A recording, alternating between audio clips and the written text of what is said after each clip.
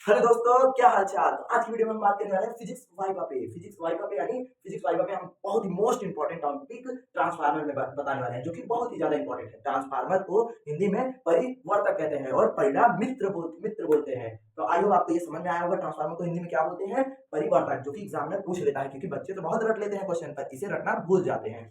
तो आज हम इससे रिलेटेड क्वेश्चन बात करेंगे। ये रहा हमारा ट्रांसफार्मर।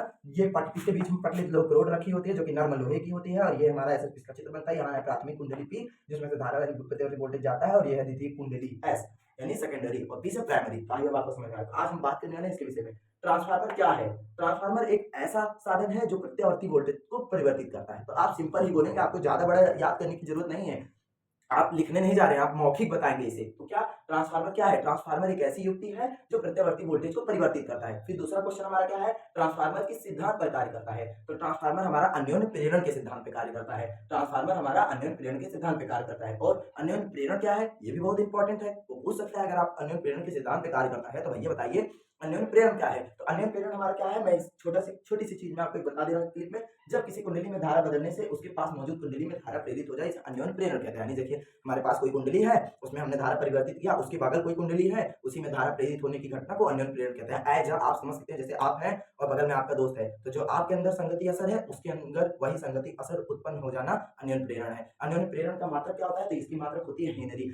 और उसके बाद ट्रांसफार्मर कितने प्रकार के होते हैं? ट्रांसफार्मर दो प्रकार के होते हैं, ऊंचाई ट्रांसफार्मर, अपचाई ट्रांसफार्मर। ऊंचाई ट्रांसफार्मर क्या है? जो कम प्रत्यावर्ती वोल्टेज को ज्यादा प्रत्यावर्ती वोल्टेज में बदलता है। और अपचाई ट्रांसफार्मर क्या है? जो ज्यादा प्रत्यावर्ती वोल्टेज को कम प्रत्यावर्ती वोल्टेज में बदलता है। तो आई होप आपको ये समझ में आएगा। उसके बाद चौथा प्रश्न हमारा क्या पूछ सकता है एग्जाम में? ट्रांसफार्मर की क्रोड किस प्रकार धातु की बनी होती है? तो उत्तर, तो ट्रांसफार्मर की जो मतलब धातु है वो नर्म लोहे की बनी होती है। और ट्रांसफार्मर किस धारा पर काम करता है? ट्रांसफार्मर प्रत्यावर्ती धारा पर काम करता है। तो आई होप यहाँ तक ये 5 क्वेश्चन आपको समझ में आए होंगे। समझ में आए होंगे तो इसका तब तक आप स्क्रीनशॉट ले लीजिए।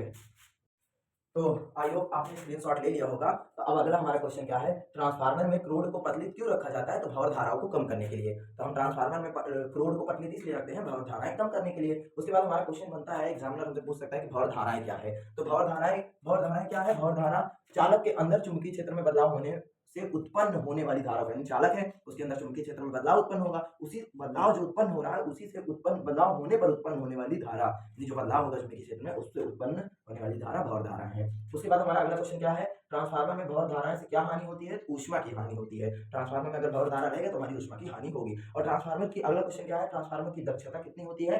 तो ट्रांसफार्मर की दक्षता 80 से 90% तक होती है। उसके बाद प्रश्न 9 क्या है? ट्रांसफार्मर में कौन सा तेल डाला जाता है? तो ट्रांसफार्मर में खनिज तेल डाला जाता है, जिसे नैप्थेनिक कहते हैं। उसके बाद हमारा अगला क्वेश्चन 10वां नंबर क्वेश्चन क्या है? ट्रांसफार्मर में तेल क्यों डाला जाता है? तो ट्रांसफार्मर में शीतलक प्रदान करने के लिए हम तेल डालते हैं। तो ट्रांसफार्मर में शीतलक प्रदान करने के लिए हम तेल डालते हैं। ये हमारा ट्रांसफार्मर और ये है। आई होप आपको समझ में आएगा। समझ में आया तो स्क्रीनशॉट ले लीजिए। तो आई होप आपने स्क्रीनशॉट ले लिया होगा। तो अब हमारा अगला प्रश्न क्या है? ट्रांसफार्मर का उपयोग डीसी में क्यों नहीं किया जाता है? यानी दिष्ट धारा में ट्रांसफार्मर का प्रयोग इसलिए नहीं किया जाता क्योंकि उसकी आवृत्ति शून्य होती है, और आवृत्ति शून्य होगी तो धारा प्रवाहित नहीं होगी, धारा प्रवाहित नहीं होगी तो हमारा काम ही क्या होगा। फिर उसके बाद ट्रांसफार्मर की आवृत्ति कितनी होती है? तो ट्रांसफार्मर की आवृत्ति 50 हर्ट्ज होती है। उसके बाद ट्रांसफार्मर की परिणमन अनुपात क्या होता है? ट्रांसफार्मर का परिणमन अनुपात NS/NP बराबर परिणमन अनुपात। उसके बाद अगला क्वेश्चन क्या है? ट्रांसफार्मर का सूत्र क्या होता है? तो ट्रांसफार्मर का सूत्र होता है Vp/Vs बराबर Np/Ns, जहां Vp क्या है?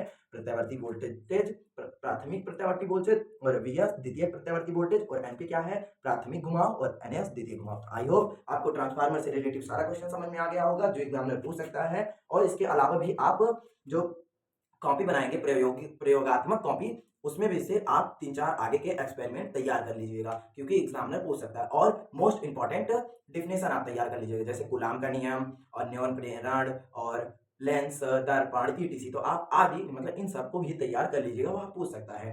बाकी तो आपके चार्ट पेपर से ही पूछेगा, आप चार्ट पेपर ले लीजिएगा, उसमें ये ट्रांसफार्मर बना लीजिएगा। मैं उसका अभी चित्र आपको शुरुआत में दिखा दिया था, वैसे ही आप बना लीजिएगा। ये वाला मत बनाइएगा, ये समझाने के लिए था, बाकी मैंने आपको बता ही दिया था। तो आई होप आपको इससे रिलेटेड सारे क्वेश्चन समझ में आ गए होंगे।